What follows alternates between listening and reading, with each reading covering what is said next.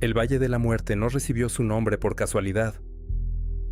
En verano, la temperatura en el fondo del valle supera los 50 grados centígrados y el aire se vuelve tan caliente que quema los pulmones al respirar. El 12 de noviembre de 2009, en uno de los rincones más recónditos de este desierto, el rescatista Les Walker se comunicó por radio y pronunció 4 palabras. Tom, tenemos unos restos aquí. Junto a los restos de 2 adultos, al pie de un acantilado de 9 metros, yacían un pasaporte, una tarjeta bancaria y páginas de un diario con anotaciones en alemán.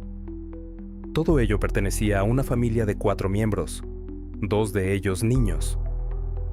Una familia que, 13 años antes, había llegado al Valle de la Muerte en una furgoneta de alquiler y nunca volvió. 250 rescatistas peinaron los cañones durante 4 días, utilizando helicópteros, caballos y perros. Lo único que pudieron encontrar fue una botella de cerveza, y los huesos yacían en un lugar completamente diferente, allí donde esa familia no podía haber ido. Pero fue precisamente allí donde fueron, y el motivo por el que eligieron ese destino convierte esta historia en una de las más misteriosas de la historia de los parques nacionales de Estados Unidos. Egbert Rimkus tenía 34 años. Este arquitecto de Dresde era considerado por sus conocidos como una persona sensata, segura de sí misma y acostumbrada a tomar decisiones. A su lado estaba su novia, Cornelia Meyer, de 27 años, a quien sus allegados llamaban Connie. Cada uno de ellos tenía un hijo, Georg, de 11 años, hijo de Egbert de su primer matrimonio, y Max, de 4 años, hijo de Cornelia. Ninguno de ellos tenía experiencia en viajar por el desierto. Era un viaje turístico como tantos otros. 3 semanas en Estados Unidos, un coche de alquiler, una lista de lugares de interés. Llegaron a Seattle el 8 de julio de 1996, donde tomaron un vuelo a Los Ángeles y alquilaron en la empresa Dollar Rent a Car una Plymouth Voyager verde, una minifurgoneta de pasajeros normal y corriente. Al formalizar el alquiler, surgió un contratiempo. Egbert no llevaba consigo el carné de conducir, por lo que registraron a Connie como conductora principal. Había que devolver el coche el 26 de julio. El vuelo de vuelta a Alemania estaba reservado para el 27. Pasaron la primera semana en la costa, en la zona de San Clemente, dedicándose a las típicas actividades turísticas. Al parecer, se les estaban acabando los dinero. El 12 de julio, Egbert llamó a su banco en Dresde y pidió que le transfirieran $1,500 a la sucursal del Bank of America en San Clemente. Debido a un error del banco, el dinero fue a parar a la sucursal de Los Ángeles. Más tarde, ya desde Las Vegas, envió un fax a su exmujer, Heike, pidiéndole que le enviara fondos adicionales. No obtuvo respuesta. El 22 de julio, salieron de Las Vegas y se dirigieron al Valle de la Muerte. No era precisamente la parte más habitual del itinerario, pero tampoco era una locura. Decenas de miles de turistas visitan el parque cada año, incluso en verano, y entre los europeos, especialmente los alemanes, el Valle de la Muerte goza de especial popularidad. El calor se percibe como parte de la experiencia. En el centro de turismo de Furnace Creek, el principal punto de información del parque, compraron 2 ejemplares de una guía turística en alemán. Uno de esos folletos fue encontrado posteriormente en la furgoneta. En él estaban marcadas varias rutas, entre ellas caminos de tierra que se dirigían hacia el oeste, a través de la cordillera Panamint. En el mapa, una de las rutas parecía un camino razonable hacia Yosemite, el siguiente punto de su itinerario. Era imposible pasar la noche en el valle. Ese día, el termómetro de la estación de Furnace Creek marcaba 123 grados Fahrenheit, lo que equivale aproximadamente a 51 grados Celsius. Los campings del fondo del valle no abren con tanto calor, y, al parecer, la familia no podía permitirse un hotel. En cambio, los cañones laterales que se adentraban hacia arriba por la ladera occidental ofrecían una temperatura bastante soportable. Por cada 1000 pies de ascenso, el aire se enfría aproximadamente 5,5 grados Fahrenheit. tomaron la carretera sin asfaltar de West Side Road y se dirigieron hacia el sur, a lo largo del borde occidental del valle.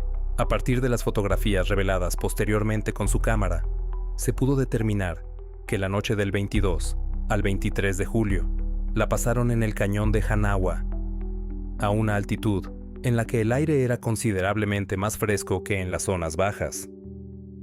Un minero experimentado llamado Emmett Harder, que conocía bien la zona, reconoció en una de las fotos la vista del atardecer desde la parte alta del cañón, el valle que se extendía hacia el este y las montañas en el horizonte. Ese lugar se encontraba a unos 27 kilómetros al norte del punto donde más tarde encontraron su coche. La mañana del 23 de julio, la familia siguió hacia el sur por West Side Road y luego giró hacia el oeste, por la carretera de Warm Springs, que conduce a las antiguas minas de talco. Se trataba de un camino de tierra bien compactado, construido en su día para camiones pesados. Con la furgoneta de alquiler, se podía circular por ella sin mayores problemas. Se detuvieron en el campamento abandonado de Warm Springs. En otros tiempos vivían allí mineros, pero en 1996 el campamento llevaba mucho tiempo deshabitado. Connie dejó una nota en el libro de visitas, de los que suelen haber en este tipo de lugares para los turistas. La fecha, 4 nombres: Connie, Egbert, Georg, Max, y una nota en inglés: We are going through the pass. Estamos cruzando el puerto. Lo más probable es que se refirieran al puerto de Mengel, el único paso a través de la cordillera Panamint en muchos kilómetros a la redonda. Más adelante se adentraron aún más hacia el oeste, hasta Bate Valley, una pequeña cuenca entre montañas. Allí, junto a la llamada Cabaña del Geólogo, se detuvieron de nuevo. La cabaña era una especie de refugio para turistas. Techo, paredes, algo de comida y, cerca de allí, junto al manantial de Anvil Springs, había agua potable. De la cabaña se llevaron una pequeña bandera estadounidense, que luego encontraron en la furgoneta. Hasta ese momento, todo iba bien. La carretera era bastante llevadera. El clima en las alturas permitía respirar. Los niños estaban en el coche y aún quedaban 4 días para el vuelo de vuelta. Se dirigían hacia el paso de Mengel, con la intención de cruzar la cordillera y salir hacia el oeste, en dirección a Yosemite. Pero el puerto de Mengel resultó intransitable para su vehículo. Se trataba de un tramo rocoso, por el que solo podía circular un todoterreno con tracción a las 4 ruedas y un conductor experimentado al volante. La minifurgoneta Plymouth Voyager no tenía ninguna posibilidad. Tenían que volver. El camino de regreso por Warm Springs era largo, les resultaba familiar y se dirigía en dirección opuesta a Yosemite. Sin embargo, en el folleto que habían comprado en Furnace Creek se indicaba otra ruta: el cañón Anvil, que se adentraba hacia el este, de vuelta al valle. En el mapa parecía más corto. Se adentraron en el cañón Anvil. Los primeros 1,5 kilómetros transcurrieron sin problemas. El fondo del cañón era relativamente llano, pero más adelante, el camino se convirtió en el lecho de un arroyo seco, cubierto de arena gruesa y piedras afiladas. En teoría, desde 1994, cuando este territorio pasó a ser zona protegida, estaba prohibido circular por el cañón. Pero, aunque no existiera la prohibición, una minifurgoneta de pasajeros normal no habría podido pasar por allí. De todos modos, cuando esto se hizo evidente, ya era demasiado tarde para dar marcha atrás. Las piedras perforaron primero los neumáticos traseros y luego el delantero izquierdo.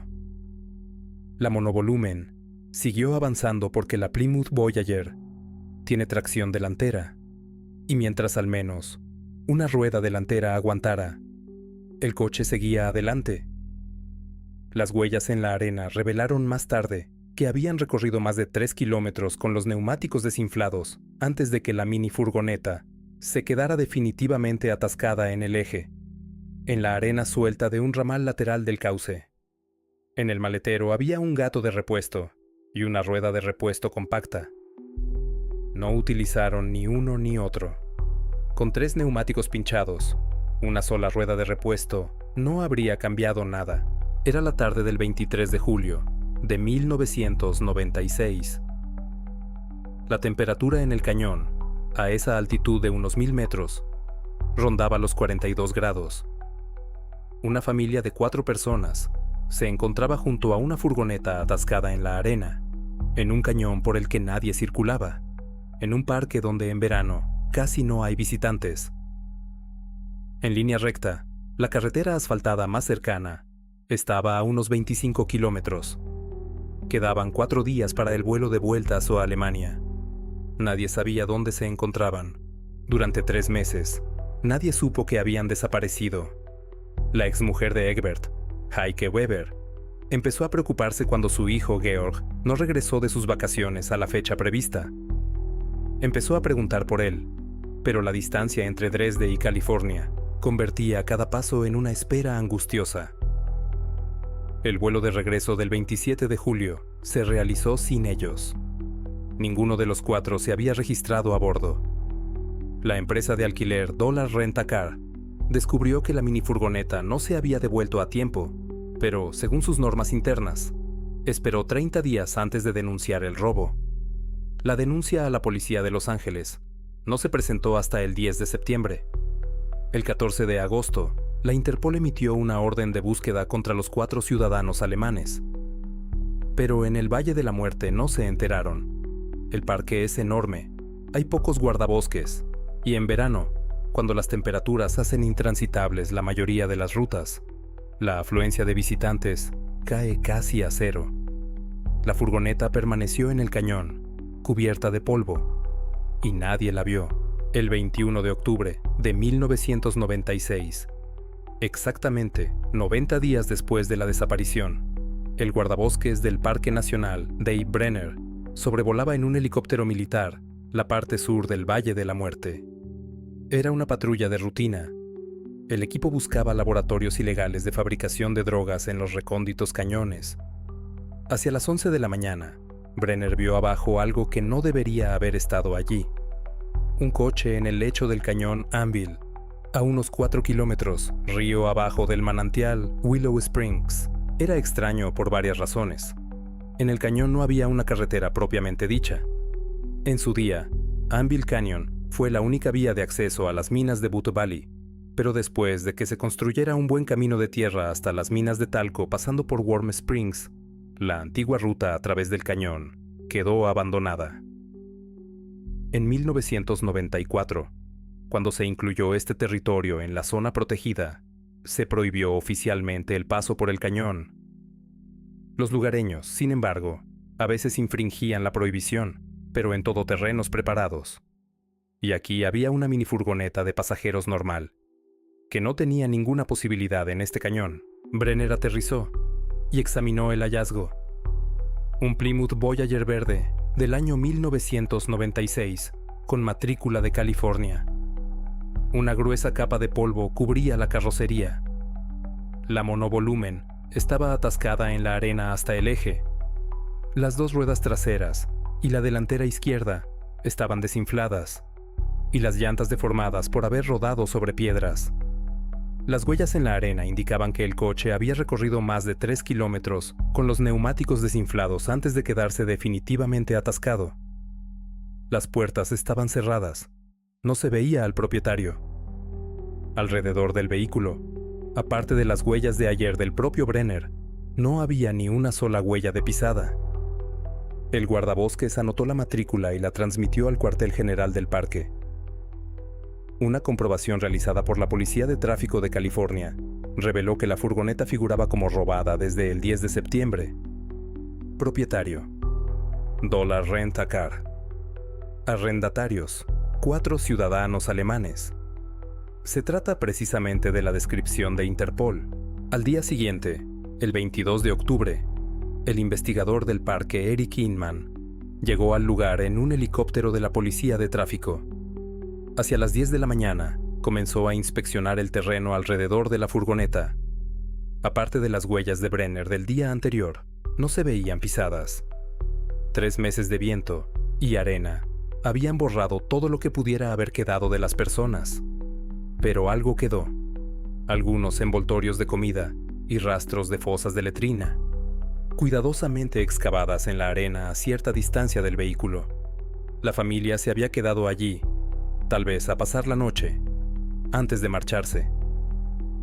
Hacia las 11, Inman regresó en helicóptero a la carretera asfaltada de Badwater, donde ya le esperaban el detective Jim Jones y el cabo Leon Boyer, de la oficina del sheriff del condado de Inyo.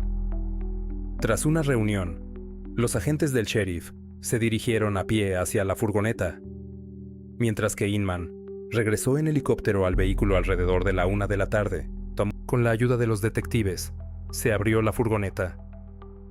Lo que había dentro contaba la historia de un viaje familiar cualquiera que se había quedado a medio camino. Equipaje y ropa, numerosos juguetes infantiles, de los que un niño de 4 años no podría separarse sin echarse a llorar. Una tienda de campaña, un saco de dormir Coleman nuevo en su embalaje sin abrir y una caja vacía de otro igual. Una pipa, un tarjetero de cuero con tarjetas bancarias a nombre de Egbert, tarjetas bancarias suizas y una tarjeta Citicorp, una tarjeta de visita del complejo turístico Seahorse en San Clemente, 2 botellas de cerveza Bud Ice sin abrir y una vacía, una botella de bourbon llena hasta 3/4, varios envases vacíos de agua y zumo, es decir, las reservas de líquido en el momento de la partida ya eran mínimas, una cámara práctica con varios rollos de 35 milímetros ya revelados, una rueda de repuesto compacta y un gato que nadie había utilizado, y una pequeña bandera estadounidense con la inscripción Bad Valley Stone Cabin, tomada de la cabaña del geólogo. Más tarde revelaron las películas de la cámara. Las fotos mostraban un típico viaje turístico: la costa, Las Vegas, las vistas del Valle de la Muerte. Fue precisamente a partir de estas fotografías que el buscador de oro Emmett Harder, que conocía la zona como la palma de su mano, identificó una de las vistas del atardecer, como tomada desde la parte superior del cañón de Janupa. Esto confirmó que la familia pasó la noche del 22 al 23 de julio, precisamente allí. Al mismo tiempo, en la sede del parque revisaron los registros de visitas que los guardabosques recogen habitualmente en las rutas. En el registro del campamento de Warm Springs se encontró una anotación del 23 de julio. La letra era irregular, pero legible. Connie, Egbert, Georg, Max. Estamos cruzando el paso. 4 nombres y la dirección de la marcha. Era la última anotación que había dejado cualquiera de ellos. El monovolumen fue remolcado del cañón el 23 de octubre y trasladado al depósito de vehículos de Lone Pine el 23 de octubre a las 10 de la mañana. Comenzaron las operaciones de búsqueda en toda regla. Llegó al lugar el equipo de rescate de montaña de China Lake, una unidad de voluntarios especializada en operaciones de rescate en montaña y en el desierto, considerada una de las mejores de esta zona del país. A ellos se unieron 9 rastreadores del grupo de búsqueda de Indian Wells Valley y 8 jinetes de la unidad de búsqueda y rescate a caballo del sheriff del condado de Kern. El primer día peinaron una parte considerable del cañón Anvil, desde el coche hacia el este, hasta su desembocadura. Allí, a unos 2,5 kilómetros río abajo del monovolumen, los miembros del grupo de China Lake encontraron la única pista de los 4 días de búsqueda: una botella de cerveza Bud Ice, clavada en la arena junto a un arbusto. La marca coincidía con la de la cerveza encontrada en la furgoneta.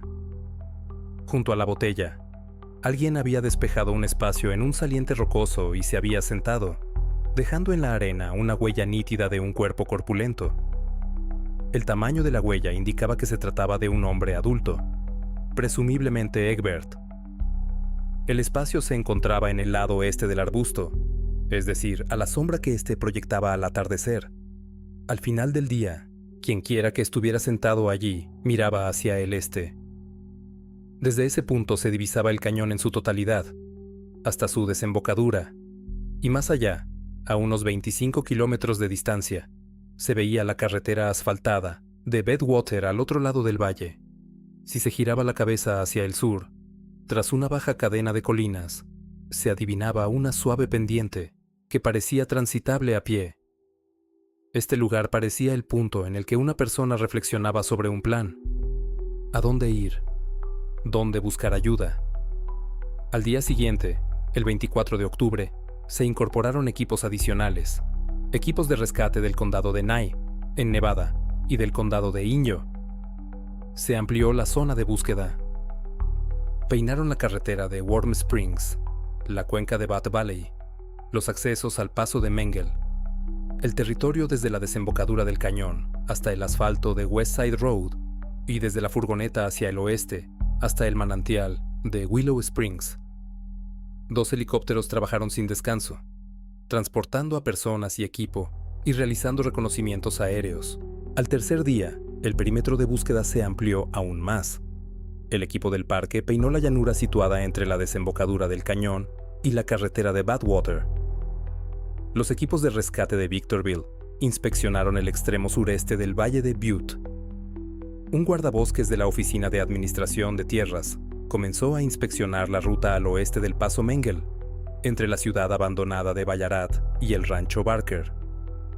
Un grupo del Área Recreativa Nacional de Lake Mead cruzó desde el cañón Anvil hacia el norte, atravesando las montañas, y descendió a Butte Valley. El equipo de Indian Wells llevó a cabo un estudio detallado del manantial de Willow Springs, en la parte alta del cañón. El equipo de rescate de montaña de China Lake comenzó en la mitad del cañón y se desplazó hacia el norte, y luego hacia el oeste. El cuarto día, el 26 de octubre, las búsquedas alcanzaron su máximo alcance. Se inspeccionaron minas abandonadas, en las que el desaparecido podría haberse refugiado del sol o haber caído. Se peinó la zona de Stripped Butte, en Bath Valley. Se inspeccionaron los accesos a West Side Road, donde podrían haberse conservado huellas en el suelo. El equipo de búsqueda móvil de Apple Valley, que acababa de llegar, revisó los tramos de West Side Road al norte del desvío hacia Warm Springs. Los helicópteros sobrevolaron los 4 lados del cañón, incluida la zona sur, pero el fuerte viento limitó la visibilidad y la eficacia del reconocimiento aéreo.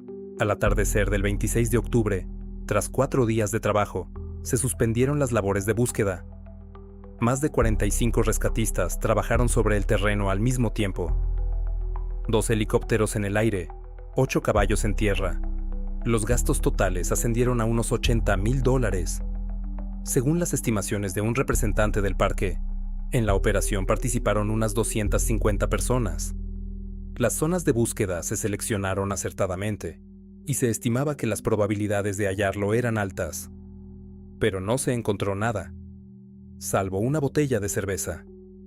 4 personas, 2 de ellas niños, desaparecieron en un cañón en medio del desierto, y los mejores equipos de búsqueda de la región no han logrado, en 4 días, encontrar ni los cuerpos, ni la ropa, ni rastros, ni ningún indicio de la dirección en la que la familia se alejó del coche.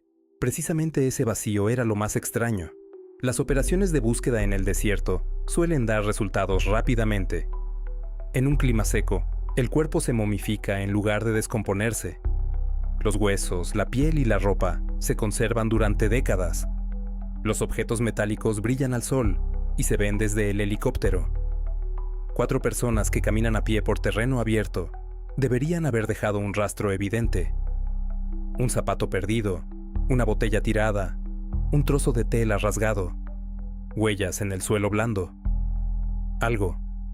Pero el cañón y todos los alrededores inspeccionados estaban limpios, como si la familia se hubiera subido a una furgoneta y se hubiera esfumado, sin dejar nada más que una botella de cerveza debajo de un arbusto. Había un detalle que no dejaba en paz ni a los investigadores ni a los equipos de búsqueda. A poco más de 4 kilómetros al oeste del lugar donde se había atascado la furgoneta, se encontraba la cabaña del geólogo, la misma de donde la familia había cogido la bandera. Junto a la cabaña manaba el manantial Anvil Springs, con agua potable. Dentro de la cabaña había una pequeña reserva de comida. La familia conocía ese lugar. Acababan de estar allí, ese mismo día. Era el punto más cercano con agua y refugio, familiar y seguro. Pero no regresaron allí. En cambio, A juzgar por la única pista, uno de ellos, muy probablemente Egbert, recorrió casi 3 kilómetros en dirección contraria. Hacia el este, bajando por el cañón, se sentó bajo un arbusto y se bebió una cerveza mientras contemplaba el valle abrasador. Este comportamiento era ilógico para alguien en una situación de emergencia. Se alejaba del agua hacia el calor, o bien no consideraba que la situación fuera de emergencia, o bien tenía un plan que le parecía mejor que volver a la cabaña. Había otras preguntas que nadie podía responder. ¿Por qué cerraron el coche con llave? En una situación de emergencia, la gente suele dejar el coche abierto, por si acaso alguien pasa por allí y se asoma al interior. Las puertas cerradas indicaban que la familia, posiblemente, no percibía lo que estaba ocurriendo como una situación de emergencia. Cerraron la furgoneta de alquiler tal y como se cierra un coche en el aparcamiento de un supermercado. Por costumbre, por precaución, con la intención de volver unas horas más tarde. Un saco de dormir en su caja sin abrir, juguetes, un gato, una rueda de repuesto, media botella de bourbon. Todo eso se quedó en el coche. Las botellas vacías de agua y zumo indicaban que las reservas de líquido estaban prácticamente agotadas. No se habían preparado para una supervivencia prolongada. Se iban por poco tiempo, con la esperanza de volver o de encontrar ayuda que los llevara de vuelta al coche. Había otro dato que daba que pensar.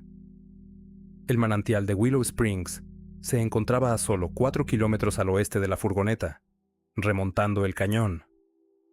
Era la segunda fuente de agua a la que se podía acceder, además de Anvil Springs, cerca de la cabaña del geólogo.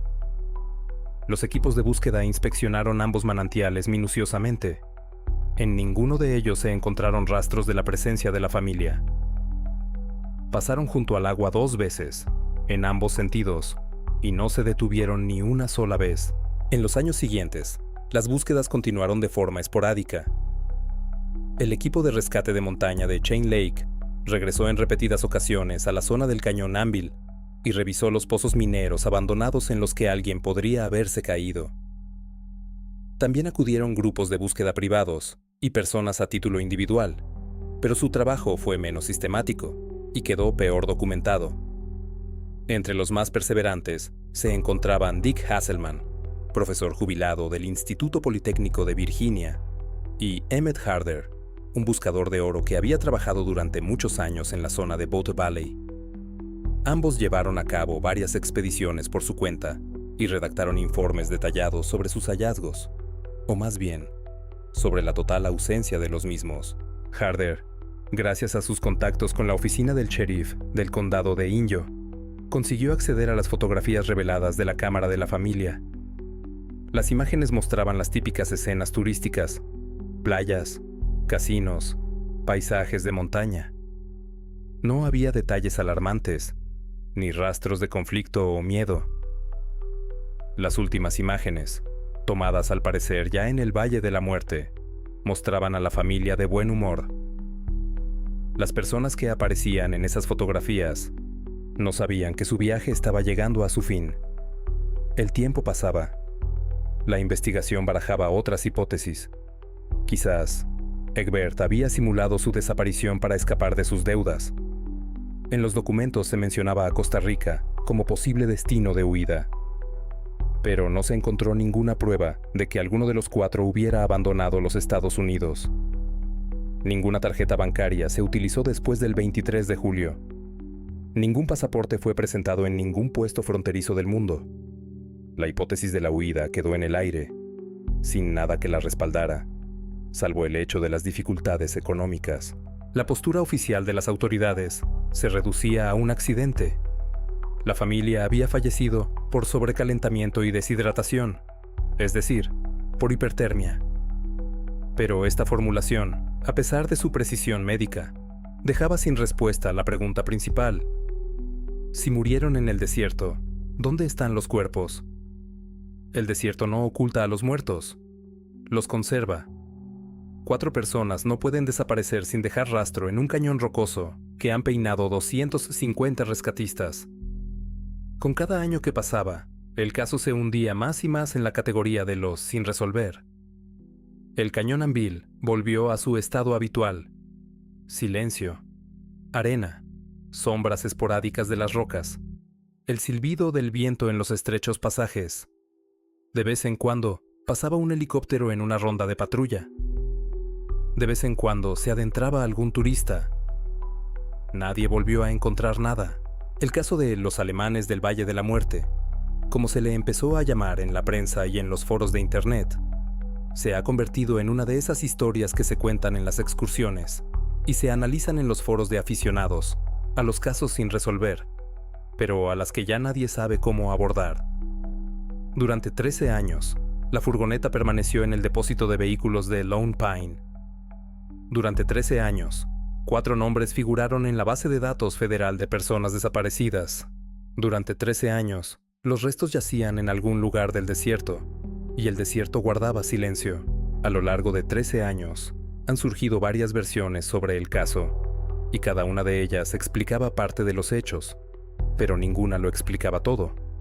La versión oficial de la investigación era sencilla, y a primera vista, convincente. La familia murió de hipertermia, es decir, por sobrecalentamiento y deshidratación. El 23 de julio, la temperatura en el cañón alcanzaba los 42 grados en la altura donde se encontraba la furgoneta, y era aún más alta más abajo en el cañón, cerca del fondo del valle. En tales condiciones, el cuerpo humano pierde hasta 1 litro de agua por hora durante el esfuerzo físico. Las reservas de líquido de la familia eran mínimas. Los envases de agua vacíos en la furgoneta indicaban que casi no tenían nada que beber, incluso antes de abandonar el vehículo. 4 personas, 2 de ellas niños pequeños, sin agua, sin refugio, en el desierto en pleno verano. El desenlace estaba cantado. Los argumentos a favor de esta versión eran de peso. No había indicios de ningún delito violento, ni rastros de forcejeo, ni daños en la furgoneta, ni circunstancias sospechosas. La zona era tan remota que un encuentro fortuito con otra persona en julio era prácticamente imposible.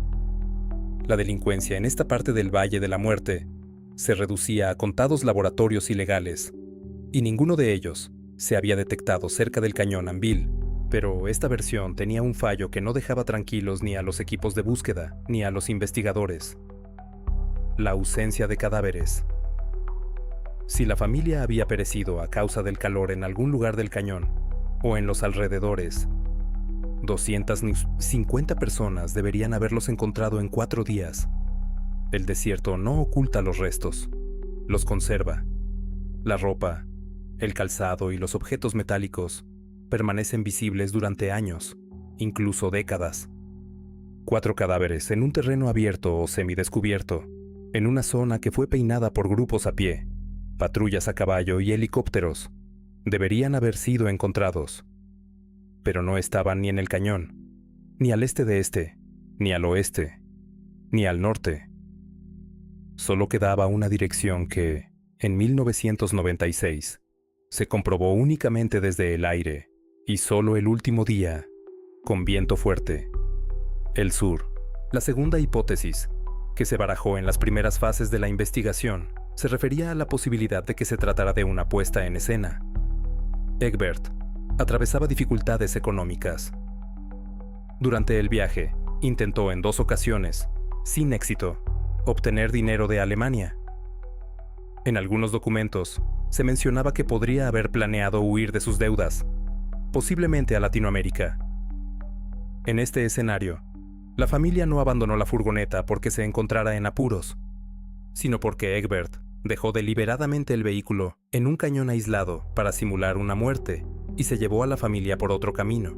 Los detractores de esta versión señalaron varios problemas fundamentales. Ninguno de los 4 pasaportes fue presentado en ninguna frontera del mundo después del 23 de julio de 1996. No se utilizó ninguna tarjeta bancaria, ningún centro médico, ninguna escuela ni ningún empleador de ningún país registró la presencia de personas con esos nombres. Fingir su propia desaparición, estando en un país extranjero con 2 niños pequeños, con un dinero en efectivo limitado y sin apoyo local, habría sido una operación de tal complejidad que no encajaba con la imagen de un arquitecto de Dresde, al que no le alcanzaba el dinero para un hotel en Furnace Creek. La hipótesis de la fuga existía, pero a medida que pasaban los años y no aparecía ningún rastro de vida de los cuatro, se volvía cada vez menos plausible. La tercera versión, la más detallada y fundamentada, apareció mucho más tarde y pertenecía a la persona que al final encontró la respuesta. Tom Mahood era ingeniero y un experimentado rescatista del grupo RMRU, el equipo de rescate de montaña del condado de Riverside. A principios de la década de 2000, se interesó por el caso de los alemanes del Valle de la Muerte. Comenzó a estudiar sistemáticamente la documentación y a visitar la zona del cañón Anvil. Mahood aplicó un enfoque ingenieril al enigma. Si todas las zonas inspeccionadas no habían dado resultado, significaba que la respuesta se encontraba en una zona que aún no se había inspeccionado. Comenzó con una pregunta que, aparentemente, era obvia. ¿Por qué la familia no regresó a la cabaña del geólogo, donde había agua y refugio? Mahood supuso que la familia no percibía su situación como una lucha por la supervivencia. Para ellos, se trataba de un problema de transporte. El coche se había atascado y necesitaban encontrar a alguien que les ayudara a sacarlo para poder llegar a tiempo al vuelo del 27 de julio. La cabaña del geólogo ofrecía agua y un techo, pero no ofrecía una solución. Allí no había ni gente, ni teléfono, ni transporte. Volver a la cabaña significaba esperar, y no había a quién esperar. Por esa carretera podía pasar semanas sin que pasara nadie, a continuación, Mahood se preguntó, ¿hacia dónde podría haberse dirigido Egbert si no buscaba refugio, si no gente? Estudió los mapas a los que tenía acceso la familia y se fijó en un detalle que resultaba obvio para un estadounidense, pero no para un europeo. En el mapa, a entre 13 y 15 kilómetros al sur del cañón Anvil, se indicaba el límite de la base naval de China Lake, una de las instalaciones militares más grandes de California. En Alemania, al igual que en la mayoría de los países europeos, una base militar significa una valla perimetral, puestos de control y patrullas regulares de guardias armados. Eso es con lo que Egbert creció, lo que ha visto toda su vida. Para él, los límites de la base militar eran sinónimo de presencia humana, gente que tiene medios de transporte, comunicación y la capacidad de ayudar. Pero las bases militares situadas en los desiertos del suroeste de Estados Unidos están organizadas de otra manera. Sus territorios son tan extensos que vallar el perímetro resulta físicamente imposible. La seguridad no la garantizan las vallas, sino el propio desierto. Cientos de kilómetros cuadrados de tierra árida por la que nadie se adentraría voluntariamente. No hay patrullas en la frontera, no hay puestos de control, no hay nada, salvo algunas señales aisladas y un espacio infinito. Egbert no lo sabía, no podía saberlo. Ese era el único dato que separaba una decisión sensata de un error fatal. Según la versión de Mahood, los acontecimientos tras el atascamiento de la furgoneta se desarrollaron de la siguiente manera. Hacia el atardecer del 23 de julio, probablemente, Egbert recorrió a pie unos 2,5 kilómetros hacia el este por el cañón, hasta el mismo arbusto donde más tarde encontraron la botella. Se sentó a la sombra, se bebió una cerveza y miró a su alrededor. Desde ese punto podía ver hacia el este, bajando por el cañón, hasta el fondo del valle, donde la temperatura era mortal. Podía ver la carretera asfaltada de Badwater al otro lado, pero entre él y la carretera se extendían 25 kilómetros de un infierno infernal. Podía mirar hacia el sur y ver una cadena de colinas no muy altas, tras la cual, según el mapa, comenzaba el territorio de la base militar. La distancia hasta el límite de la base era de entre 13 y 15 kilómetros.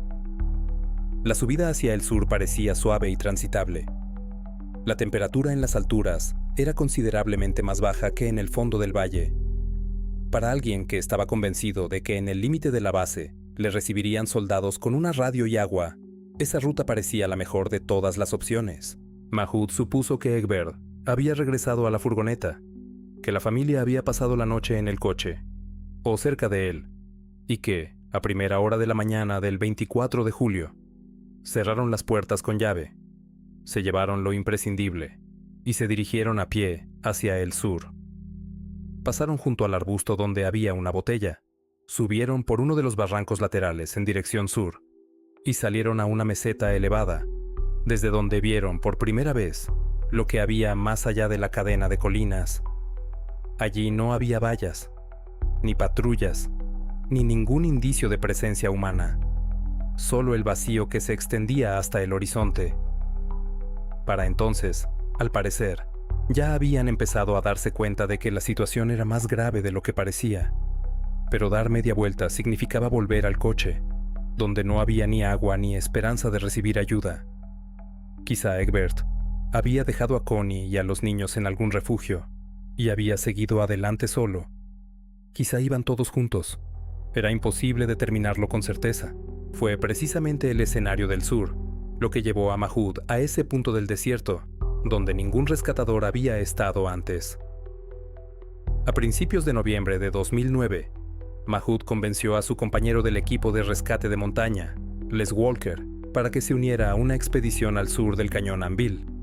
Informaron a la administración del parque y al equipo de rescate de montaña de China Lake de sus planes y se llevaron consigo un localizador por radio personal, por si surgía alguna emergencia. Walker configuró un rastreador por satélite que transmitía sus coordenadas en tiempo real a una página web accesible para familiares y compañeros. El 11 de noviembre salieron de Riverside y, hacia el mediodía, comenzaron el descenso hacia el cañón Anvil. Walker quería ver el lugar donde estaba la furgoneta y el arbusto con la botella.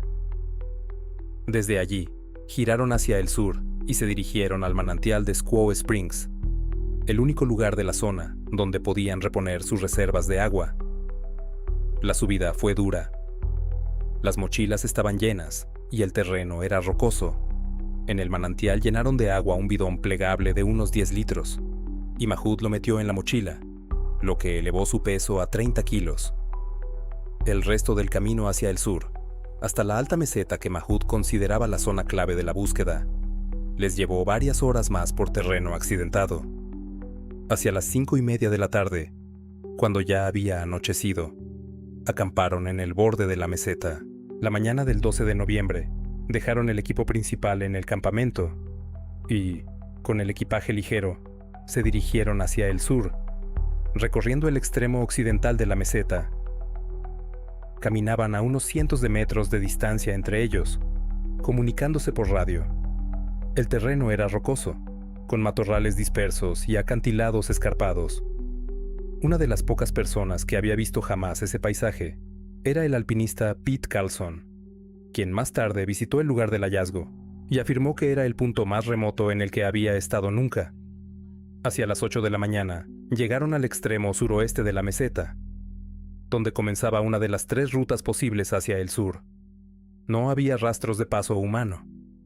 Giraron hacia el este, avanzando por el borde sur. Mahmoud subió hacia la silla de montar entre las colinas, el segundo paso posible hacia el sur, mientras que Walker siguió el fondo de la hondonada al pie de la colina. A las 8:43, la radio volvió a funcionar. Walker informó de que había encontrado una botella de vino. Mahmoud señaló que se trataba de un hallazgo potencialmente significativo. La botella conservaba fragmentos de la etiqueta, algo inusual para un objeto que había permanecido 13 años expuesto al sol. Luego, Walker comunicó que veía algo parecido a papel higiénico entre los arbustos. Al examinarlo más de cerca, resultó ser páginas de un diario con texto en alemán. A continuación, unos minutos después, se escuchó la frase que puso fin a 13 años de incertidumbre. Tom, tenemos huesos aquí. Mahmoud bajó de la silla de montar. A las 9:14 ya estaba allí, al pie de un acantilado vertical de unos 10 metros de altura, orientado hacia el norte. Yacían esparcidos unos fragmentos blancos, restos esqueléticos, dispersos por una superficie de unos 150 metros. Cerca de allí, Walker encontró una cartera con documentos, Todos los documentos estaban a nombre de Cornelia Meyer, el pasaporte y una tarjeta bancaria con fotografía. Durante la siguiente hora, inspeccionaron minuciosamente el lugar, procurando no tocar nada. Además de una botella de vino de 2 litros y los documentos de Connie, se encontraron un cepillo de dientes, un tubo de algún tipo de pomada o pasta de dientes, y páginas del diario de Connie con tarjetas de visita de los lugares donde la familia se había alojado durante el viaje. En una pequeña hondonada lateral, se encontró la suela de un zapato pequeño, que podía pertenecer tanto a una mujer como a un niño. A unos 20 metros más abajo, en la hondonada, yacía una botella transparente, que más tarde se identificó como una botella de Bud Ice, igual a las que había en la furgoneta. La roca, a cuyos pies yacían los restos, daba sombra durante gran parte del día. Era el único refugio del sol, en muchos cientos de metros a la redonda. Habían venido aquí para protegerse del calor, y se quedaron allí. En diciembre de 2009, la oficina del sheriff del condado de Inyo organizó una expedición oficial al lugar del hallazgo para recoger los restos y las pruebas. Los días 4, 5 y 6 de diciembre, un equipo formado por rescatistas, peritos forenses y agentes del sheriff trabajó en el lugar. Las condiciones eran duras, pero de un tipo muy diferente a las de julio. La temperatura bajaba por la noche hasta los 7 grados bajo cero, y el agua de los bidones se congelaba.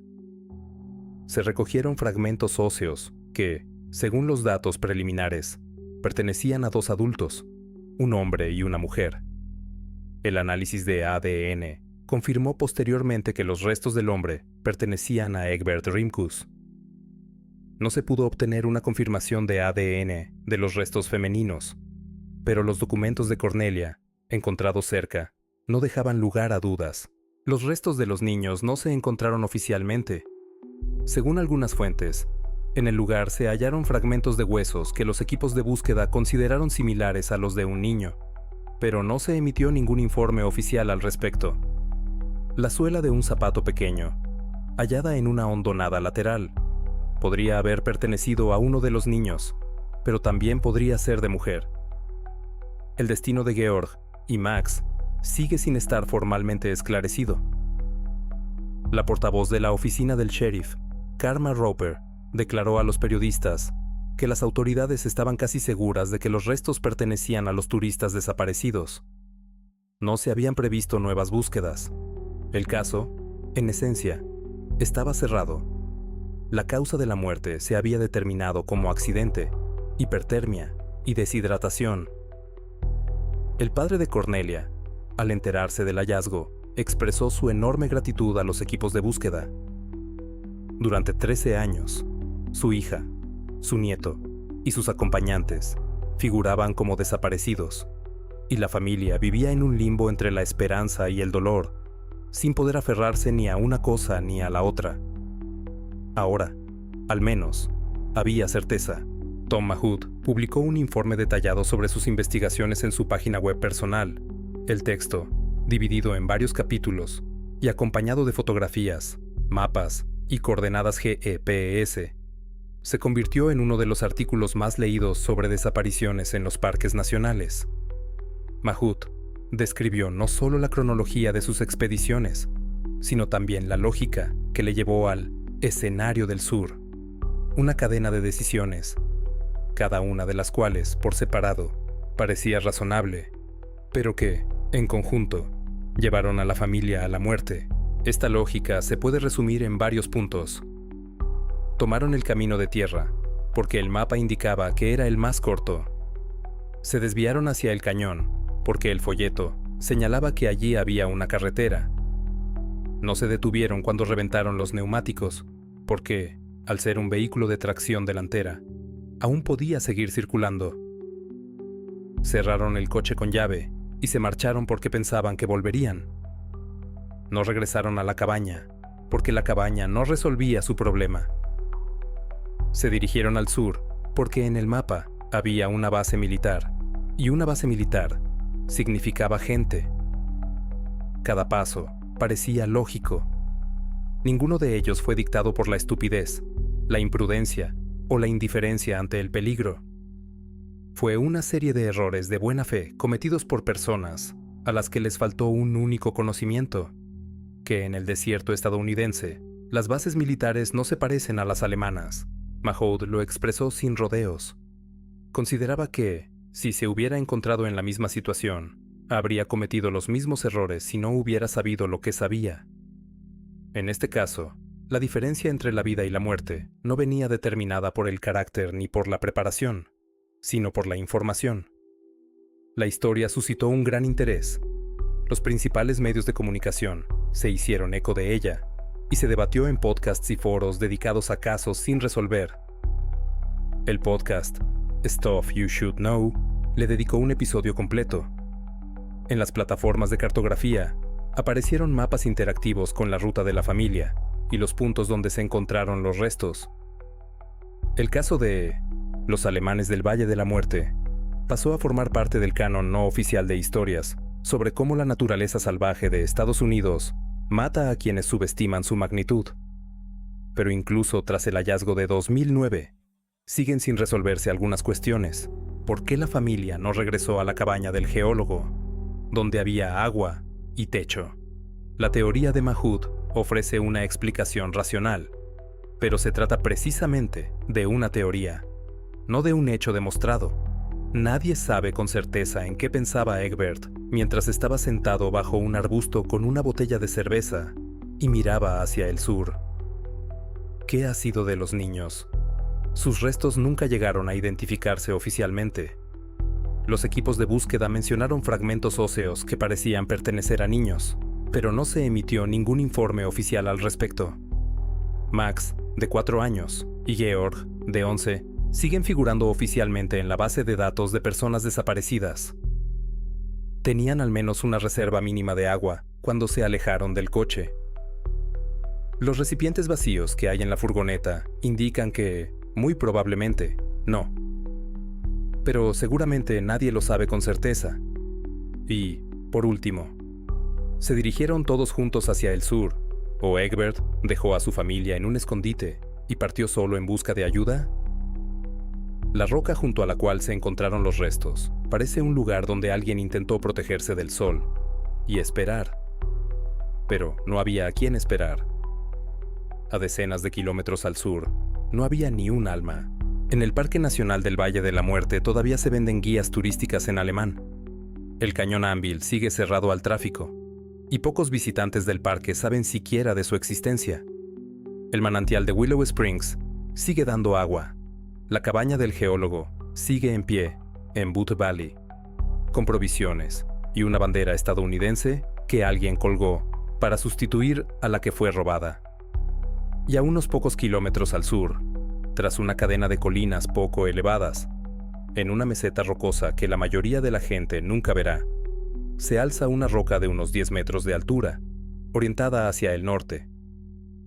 A sus pies hay un barranco seco, unos pocos arbustos y una sombra que, en julio, ofrece unas horas de refugio del sol. Más al sur, se extiende el vacío. Llanuras abrasadas que se adentran hasta el límite de una base militar que no se distingue en nada del desierto circundante. Ni vallas, ni patrullas, ni un solo indicio de presencia humana en muchos kilómetros a la redonda. El 23 de julio de 1996, Connie dejó una nota en el libro de visitas de un campamento abandonado. 4 nombres y una frase. Estamos cruzando el puerto de montaña. No lo lograron, pero lo intentaron